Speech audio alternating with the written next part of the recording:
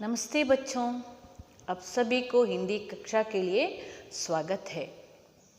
आज हम देखेंगे पार्ट 2 भिक्षा पात्र। भिक्षा पात्र माने क्या है? भीख का कटोरा जिसमें भिक्षा दिया जाता है उसे भिक्षा पात्र कहते हैं। इसका लेखक है रविन्द्रनाथ टैगोर। इस कहानी का सारांश है, वर्षा ना होने के कारण अकाल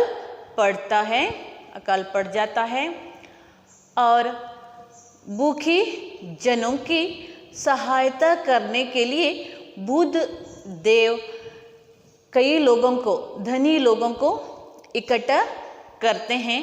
उनसे कहते हैं इनकी सहायता करने के लिए, भूखी प्रजा लोगों की सहायता करने के लिए बुद्धदेव कहते हैं, लेकिन कोई भी इसके लिए तैयार नहीं होते हैं। उनमें एक सुप्रिया नामक एक गरीब स्त्री इन लोगों का सहायता करने के लिए तैयार हो जाती है और भिक्षा मांगकर उनकी सहायता करती है।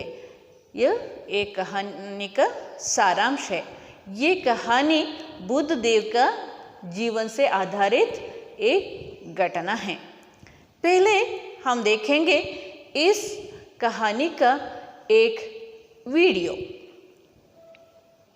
पाठ 4 भिक्षा पात्र। पिछले 2-3 साल से ठीक तरह से बारिश नहीं हुई थी। भयंकर सूखा पड़ा था। धरती में जगह जगह दरारें पड़ गई थीं। पेड़ पौधे सूख गए थे। पशु पक्षी प्यास से व्याकुल थे। पक्षियों का कलरव भी कम ही सुनाई पड़ता था। न जाने भूखे प्यासे कहाँ दुबके बैठे थे। नगर में अकाल पड़ा था। जिसके पास थोड़ा बहुत अन्न था उसने बचाकर बुरे दिनों के लिए रख लिया था। प्रजा हाहाकार कर उठी। महात्मा गौतम बुद्ध से लोगों की परेशानी देखी न गई। उन्होंने अपने शिष्यों को इकट्ठा किया। नगर के धनी भक्तजनों को बुला भेजा। विनम्र स्वर में महात्मा बुद्ध ने प्रश्न किया, प्रियजनों, बोलो, भूखी प्रजा को अन्न देने के लिए आप में से कौन कौन तैयार है? महात्मा बुद्ध के वचन सुन रत्नाकर सेठ का सिर लज्जा से झुक गया। वह हाथ जोड़कर बोला, भगवान, इतने बड़े नगर के हर प्राणी तक अनाज पहुंचाना मेरे बस की बात नहीं है।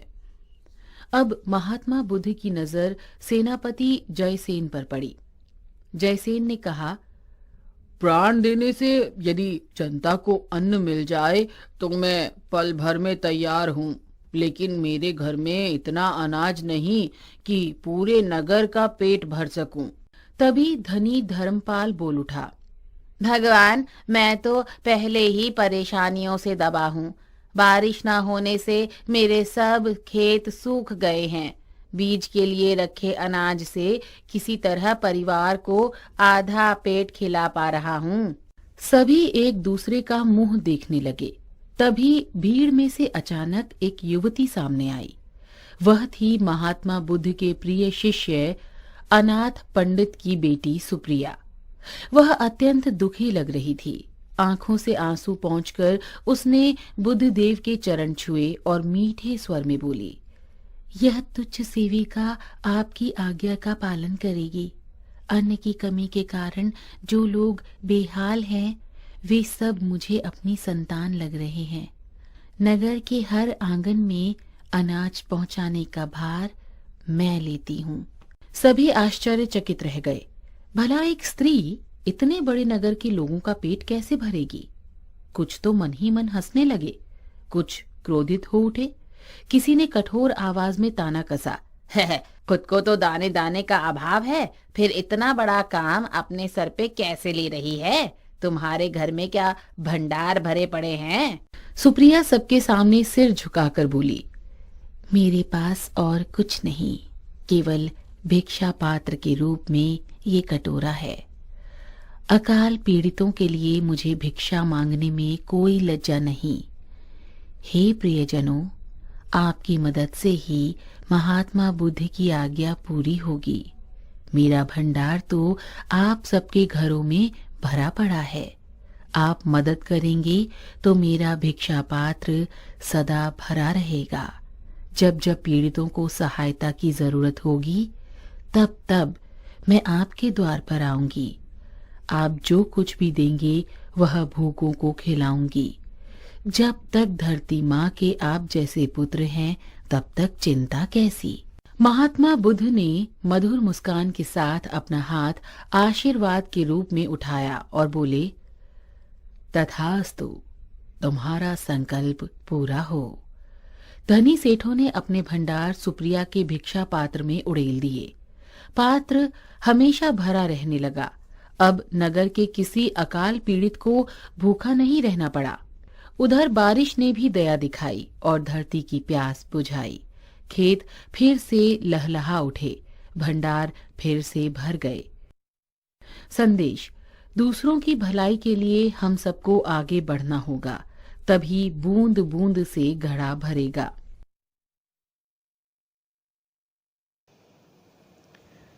आइए अब देखते हैं इस पाठ का विश्लेषण। पिछले 2-3 वर्ष वर्षा ठीक तरह से नहीं हुई थी। इस वर्ष तो वर्षा की एक बूंद भी न बरसी थी। भयंकर सूखा पड़ा था। धरती का कलेजा फट गया था। उसमें जगह जगह दरारें पड़ गई थी। पेड़ पौधे सूख गए थे। पशु पक्षी प्यास से व्याकुल थे। पक्षियों का कलरव भी कम ही सुनाई पड़ता था। ना जाने भूखे प्यासे कहाँ दुबके बैठे थे। पिछले 2-3 वर्ष ठीक तरह से नहीं हुई थी। वर्ष माने ईयर, वर्षा माने बारिश या रेन। यहाँ कहते हैं 2-3 ईयर्स, फ्रॉम 2-3 ईयर्स। 2-3 वर्ष वर्षा ठीक तरह से नहीं आई थी। वर्षा ना होने से क्या होता है? देखिए, इस वर्ष तो वर्षा की एक बूंद भी ना बरसी थी। 2-3 वर्षों से ठीक तरह से वर्षा न बरसी थी, ना हुई थी। इस वर्ष क्या हुआ? एक बूंद भी न बरसी थी। भयंकर सूखा पड़ा था। पानी नहीं है, इसलिए भयंकर सूखा माने ड्राई। क्या हो गया? सूखा पड़ा था। धरती का कलेजा फट गया था। धरती का कलेजा बहुत क्या है? कलेजा फटना माने बहुत दुखित होना। यहाँ धरती का कलेजा फट जाना माने क्या होना? पानी नहीं होने के कारण सब लोग दुखित हो गए थे। उसमें जगह जगह दरारें पड़ गई थी। दरारें माने क्रैक। देखिए, ये चित्र देखिए।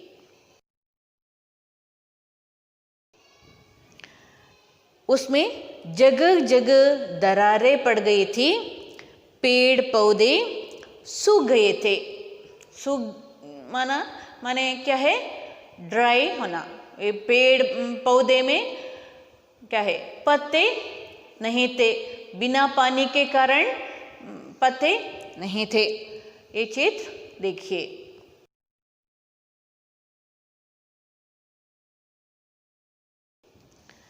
पशु पक्षी प्यास से व्याकुल थे। ये व्याकुल होना, व्याकुल माने प्यास माने क्या है? प्यास माने थर्स्ट, बहुत थर्स्ट होना। व्याकुलते, व्याकुल माने दुखित होना, ये बिना पानी के कारण खाने के लिए भी कुछ भी नहीं है, पीने के लिए भी कुछ भी नहीं है, इसलिए बहुत दुखित थे पशु पक्षी, दुखित थे। पक्षियों का कलरव भी कम ही सुनाई पड़ता था। कलरव तुम्हें मालूम है, सुबह सुबह हमें पक्षियों का कलरव सुनते हैं, हम सुनते हैं, है ना। वो क्या करते हैं, साउंड करते हैं, है ना, पक्षियों का साउंड। कलरव माने पक्षियों का साउंड। ये बहुत हरा भरा है, तो क्या होता है, पशु पक्षी भी बहुत संतोष करते हैं, वो भी गाते हैं। यहाँ पानी भी नहीं है, खाने के लिए भी कुछ भी नहीं है, इसलिए पशु पक्षी भी बहुत दुखित थे। ना जाने भूखे प्यासे कहाँ दुबके बैठे थे। दुबके बैठना माने क्रोज, दुबके, दुब माने क्रोज माने ಏನು ಅಡಗಿ ಕೂತ್ಕೊಳ್ಳೋದು। भूखे प्यासे कहाँ दुबके बैठे थे। नगर में अकाल पड़ा था। अकाल माने क्या है, बरगाला, ड्राउट कहते हैं। नगर में अकाल पड़ा था।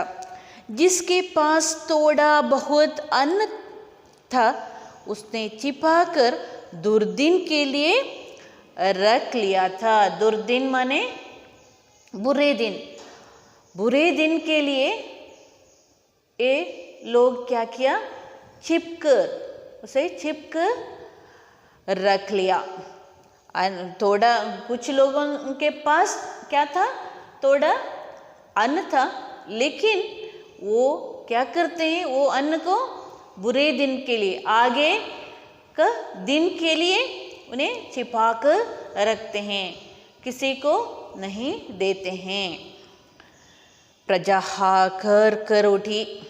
प्रजा हाहाकार, हाहाकार क्यों करते हैं, खाने के लिए भी कुछ भी नहीं है, पीने के लिए भी कुछ भी नहीं है, इसलिए हाहाकार करते हैं। गौतम बुद्ध से जन जन की परेशानी देखी ना पाए। उस समय ये गौतम बुद्ध को ये प्रजा लोगों की ये अवस्था ना देख पाए। उन्होंने अपने शिष्यों को इकट्ठा किया, अपने शिष्यों को इकट्ठा किया और नगर के धनी भक्तजनों को बुला भेजा। धनी लोग हैं, कुछ धनी लोग नगर में हैं, उन लोगों को वे क्या किया, बुला भेजा। शिष्यों को इकट्ठा किया और धनी लोगों को भी इकट्ठा किया। क्यों धनी लोगों को इकट्ठा किया, कुछ गरीब लोग हैं ना, इसको सहायता करने के लिए गरीबों को इकट्ठा, धनी लोगों को इकट्ठा किया। विनम्र स्वर में बुद्ध ने प्रश्न किया, प्रियजनों बोलो, भूखी प्रजा को अन्न देने के लिए तुम में से कौन कौन तैयार है। तो सभी लोग वहाँ है। उन लोगों से बुद्धदेव बहुत विनम्र स्वर में कहते हैं, प्रियजनों बोलो, ये भूखी प्रजा है ना, उन लोगों को अन्न देने के लिए कौन तैयार है, तुम में किसी एक तैयार है क्या, इस तरह वे पूछते हैं। महात्मा बुद्ध के वचन सुन रत्नाकर सेठ का माथा लज्जा से झुक गया। माथा माने क्या है, फोरहेड। वो लज्जा से क्या करता है, सिर झुकाते हैं, तले कड़गे हाकोदो। वह हाथ जोड़कर बोला, भगवान, इतने बड़े नगर के हर प्राणी तक अनाज पहुंचाना मेरे वश की बात नहीं है। नगर में बहुत लोग हैं, इतने लोगों को मैं अन्न नहीं दे सकता। इतने बहुत लोग हैं ना, गरीब लोग बहुत है, इन लोगों को कैसे हम अन्न दे सकते हैं? इतने अन्न मेरे पास नहीं है, अनाज मेरे पास नहीं है, ये काम मुझसे नहीं हो सकता। तथागत ने अपनी दृष्टि घुमाई। तथागत माने कौन है यहाँ? बुद्धदेव। बुद्धदेव अपनी दृष्टि घुमाई। दृष्टि घुमाना माने और एक के ओर देखना। उनकी नजर सेनापति जयसेन पर पड़ी। जयसेन, सेनापति जयसेन पर पड़ी। जयसेन ने कहा, तथागत, प्राण देने से यदि जनता को अन्न प्राप्त हो जाए तो मैं पल भर तैयार हूँ, पल भर में तैयार हूँ। वो कहता है, जयसेन कहता है, प्राण देने से, मेरा प्राण देने से इन लोगों को अन्न मिलता है तो मैं उसके लिए तैयार हूँ। क्षण भर में, इसी क्षण, अब मैं क्या करने के लिए तैयार हूँ? मेरा प्राण देने के लिए तैयार हूँ। इस तरह वो कहता है। प्राण देने से क्या अन्न मिलता है उन लोगों को? नहीं। लेकिन मेरे घर में इतना अनाज कहाँ कि पूरे नगर का पेट भर सकूं। मेरे घर में इतने लोगों को अन्न देने के लिए अनाज नहीं है। वो इस तरह कहता है। तभी धनी धर्मपाल बोल उठा, भगवान, मैं तो पहले ही भाग्य का मारा हूँ। धर्मपाल और एक धनी आदमी है वो कहता है, भगवान, मैं तो पहले ही भाग्य का मारा हूँ, भाग्यहीन हूँ, पहले से ही मैं भाग्यहीन हूँ, मेरे पास कुछ भी नहीं है। वर्षा ना होने से मेरे सब खेत सूख गए हैं। उनको बहुत खेत है। वो कहता है, वर्षा ना होने के कारण, बारिश ना होने के कारण खेत सूख गए हैं। बीज के लिए रखे अनाज से किसी तरह परिवार को आधा पेट खिला पा रहा हूँ। हाँ, मैंने क्या किया? खेत में उगने के लिए बीज को रखा था। उस बीज से मैं क्या करता हूँ? अब मेरा परिवार का आधा पेट खिलाता हूँ, आधा पेट खिलाता हूँ। इस तरह कहता है। ನಾನೇನು ಮಾಡ್ತೀನಿ? ಅರ್ಧ ಹೊಟ್ಟೆ ತುಂಬಿಸ್ತೇನೆ ನನ್ನ ಪರಿವಾರಕ್ಕೆ। आधा पेट खिला पा रहा हूँ। मुझे तो एक चिंता और भी है, इस वर्ष राज्य का कर कैसे चुका पाऊंगा। और भी एक चिंता है मुझे। वो चिंता क्या है? इस वर्ष राज्य का कर माने क्या है? टैक्स। कैसे टैक्स चुका पाऊंगा? देना कर कैसे, टैक्स कैसे दे सकता हूँ? मैं इस वर्ष टैक्स नहीं दे पाऊंगा। इस तरह वो कहता है। मेरी आशा है कि आप सब ये पाठ समझ लिया होंगे। आगे का भाग हम देखेंगे अगले कक्ष में।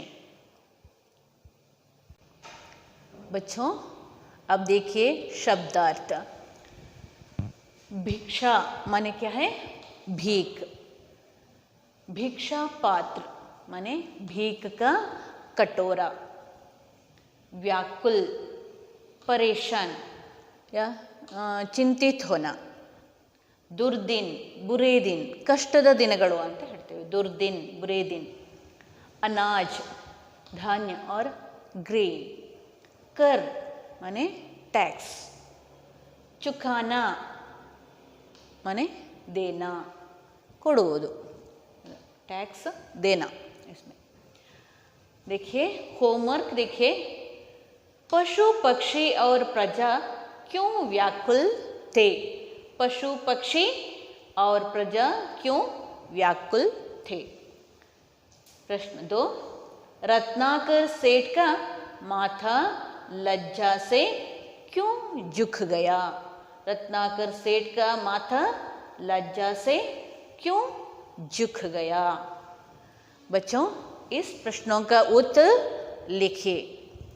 धन्यवाद।